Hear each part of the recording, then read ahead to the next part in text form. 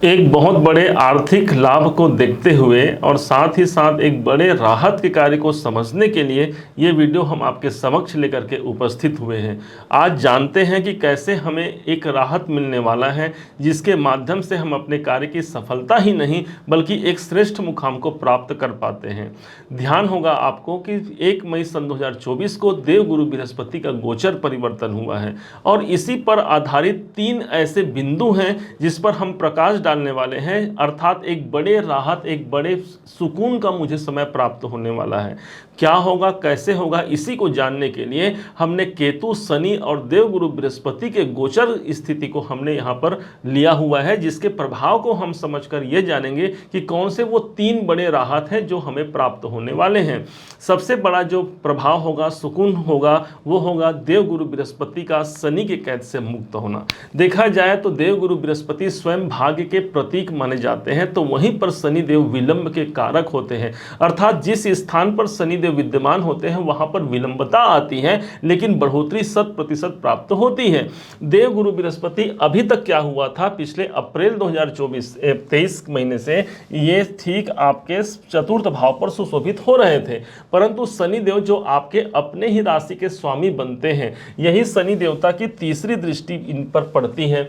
अब शनि विलंब के कारक हैं और गुरु देवता भाग्य के कारक माने गए हैं। जितने प्रगति से, जितने तेज गति से मेरी उन्नति होने चाहिए थी, उसमें मुझे बाधा या मुझे विलंब होते हुए यदि प्रदर्शित हुआ है तो कहीं ना कहीं ये इसका प्रभाव हो सकता है। शनि की दृष्टि गुरु पर पड़ी थी। दूसरे तौर पर देखा जाए तो शनि देवता 2.5 साल का इनका कार्यकाल है, इनका साइकिल जो है 2.5 साल का चलता है, और वहीं पर देवगुरु बृहस्पति 1 साल के ग्रह माने जाते हैं, अर्थात 1 साल में मेरे सुख, मेरे शांति, मेरे समृद्धि को मुझे प्राप्त कर लेना चाहिए था, क्योंकि शनि गुरु देवता चतुर्थ भाव पर है। लेकिन यदि मेरा गाड़ी किसी कारण से सही ट्रैक पर नहीं पहुंच पाया, मुझे विलंब की स्थिति देखने को मिली, तो आप ये समझिए कि अब कम से कम वो समय समाप्त हो गया है। 1 मई 24 से लेकर के अगले मई 2025 तक के देवगुरु बृहस्पति अब एक घर आगे प्रविष्ट हो गए हैं, अर्थात शनि के कैद से गुरु मुक्त हो गए हैं।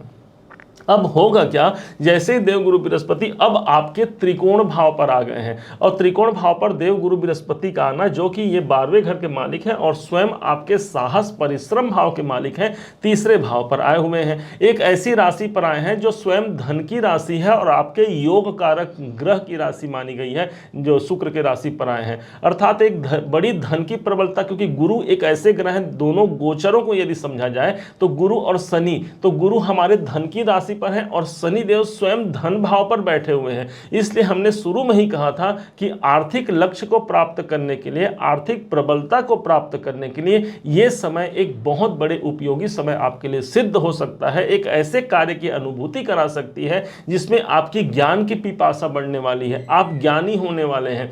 यदि कोई बच्चे शिक्षा में हैं या शिक्षा संबंधित कार्य कर रहे हैं, उनको यहां पर सफलता मिलेगी। संतान संबंधी कोई विशेष इवेंट होंगे, संतान को लेकर के एक नई प्रगति देखने को मिलेगी, क्योंकि पंचम भाव पर देवगुरु बृहस्पति का आना आपके पंचम भाव को सबसे अधिक जागृत करता है। अब यही स्थान है जो मेरी मन स्थिति का है, मेरे सोच का है, मेरे डिसीजन का है। गुरु जैसे शुभ ग्रहों का प्रभाव आपके डिसीजन में एक 4 चांद स्थिति लगाता है। आप जो डिसीजन लेते हैं, जो आप जिस मार्ग का आप अनुसरण करते हैं, उस मार्ग में आपको सफलता मिलती है।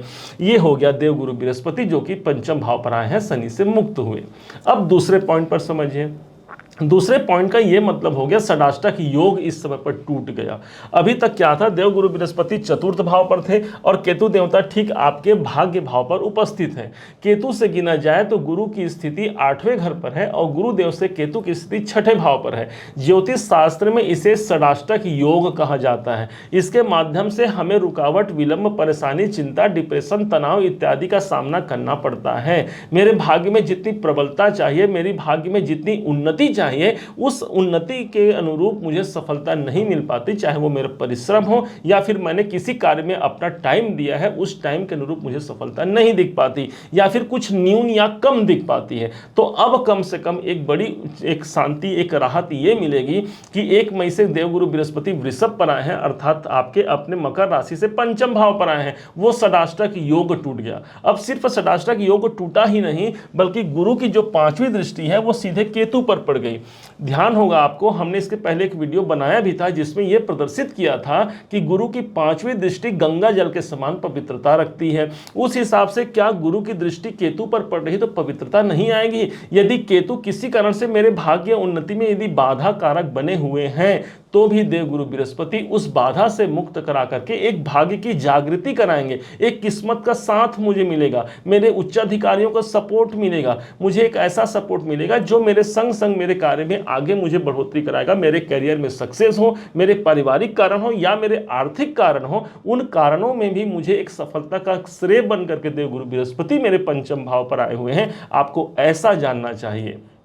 अब ये पंचम दृष्टि तो दे रहे हैं केतु पर, तो केतु पर भी गुरु का नियंत्रण हो गया। बता दें आपको कि देवगुरु बृहस्पति एक ऐसे ग्रह पर बनते हैं जो भाग्य के कारक माने गए हैं और धर्म के प्रतीक माने गए हैं। उसी प्रकार से केतु भी हमारे धर्म के प्रतीक हैं। और सबसे बड़ी बात तो ये हो गई, ये जो नवम भाव है ये स्वयं धर्म का स्थान है। इस समय पर आप अपने कल्चर से जुड़ते हैं, इस समय पर आप अपनी संस्कृति पर आपका ध्यान जाता है, आप आध्यात्मिकता की ओर अग्रसित होते हैं और ईश्वरीय कृपा से आपके बहुत से कार्य बन सकते हैं, क्योंकि देवगुरु बृहस्पति ईश्वर का पर्याय माना गया है ज्योतिष शास्त्र में। यह हो गया दूसरा पॉइंट। तीसरे पॉइंट को समझिएगा जो सबसे महत्वपूर्ण होगा, 8 नंबर की राशि इस समय पर सबसे अधिक जागृति होगी। देखते हैं आपके जीवन में 8 नंबर कहां लिखा है। यह मकर राशि हो गया, इसके अनुसार से 8 नंबर आपका इनकम भाव। अब यही 8 नंबर पर इनकम भाव पर यह स्थान बना हुआ है, अर्थात सबसे अधिक जो प्रभावी होगा आपका इनकम होगा। क्यों होगा समझिएगा। जब भी किसी ज्योतिषी को किसी घटना, किसी इवेंट को निकालना होता है तो गुरु और शनि के गोचरों को सबसे प्रथम महत्ता दी जाती है, क्योंकि बड़े इवेंट गुरु और शनि के माध्यम से निकलते हैं। इस हिसाब से जैसे 1 मई के बाद से गुरु आपके पंचम भाव पर आए, इनकी जो 7वीं दृष्टि है वो सीधे इनकम भाव पर गई, और वहीं पर शनि जी महाराज जो धन भाव पर बैठे हैं, इनकी 10वीं दृष्टि इनकम भाव पर आई। इस हिसाब से दोनों ही ग्रहों का प्रभाव मेरे लाभ भाव पर पड़ गया। सबसे बड़ी प्रबलता तो भाई अगले 1 साल तक का जो समय रहेगा, लाभ में बढ़ोतरी का समय रहेगा। शनि आपके योग कारक है, शनि आपके अपने राशि के स्वामी, ऑलरेडी इनकी दृष्टि पहले से पड़ रही थी लेकिन गुरु का सपोर्ट नहीं मिल रहा था। अब यह समय ऐसा है जहां पर गुरु का सपोर्ट भी मिल गया इनकम भाव पर, अर्थात यह समय मेरे बड़े लक्ष्य को मुझे हासिल करा सकता है। कोई कामना है मेरी, उन कामनाओं को मुझे हासिल करा सकता है। एक बड़े ड्रीम को मैंने देखा है, क्या उस लेवल तक मैं पहुंच पाऊंगा? उस लेवल तक आप पहुंच पाते हैं। एक बड़े ख्वाब, बड़े ड्रीम तक आपको पहुंचाने का ये कार्य दोनों ग्रह मिलकर के करेंगे। अब ये धन लाभ के परिप्रेक्ष्य से सबसे अधिक महत्वपूर्ण होगा, क्योंकि शनिदेव जहां से देख रहे हैं वो स्थान धन भाव से ही इनकी दृष्टि पड़ रही है लाभ भाव पर। दोनों का कॉम्बिनेशन यदि जोड़ दिया जाए तो धन और लाभ यहां पर सिद्ध होता है। दूसरे तरफ से गुरु की दृष्टि, तो गुरु कौन है? भाग्य है, इनकी दृष्टि है लाभ, अर्थात भाग्य से ही मुझे धन की प्राप्ति। दोनों ही तरफ यहां पर आपका लाभ, आपके धन, आपके पैसे बहुत प्रखरता से, बहुत महत्वपूर्णता से आगे बढ़ने के कगार पर यहां पर सिद्ध होते हुए नजर आती है।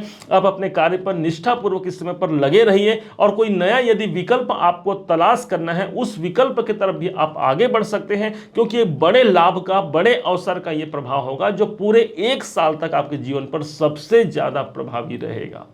उम्मीद है आप सबने इसे समझा है, आप सबने इसे जाना है। यदि आपने इसे समझा है, जाना है, मेरे समझाने का प्रयास यदि आपको सार्थक लगा हो, मेरे समझाने का तरीका यदि आपको सार्थक लगा हो, तो हर बार की भांति इस बार भी अपना प्यार भरा लाइक और कमेंट करना कभी मत भूलिएगा।